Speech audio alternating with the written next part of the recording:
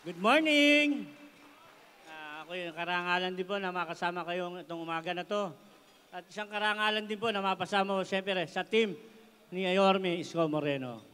Meron pa po ako isang termino, karangalan ko rin po. Pero itong isang termino na to, gusto ko pa rin po makasama siyempre ang ating Yorme Isko Moreno.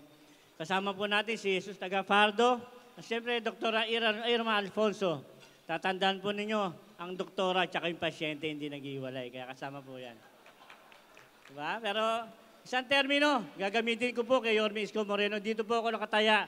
Kasi alam ko naman po, alam natin kung paano ang ginawa ni Yorme Isko Moreno sa ating lugar, di ba?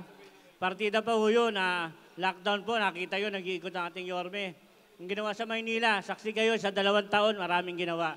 Kaya ito, tutuloy po natin uli kasama ang ating Yorme. Kaya sana po wala pong bibitaw. Kaya sana rin po, pagkatiwalaan niyo po muli si Yan Bansay Nieva. Muli, isang masaya at magandang umaga sa inyo lahat. Salamat po.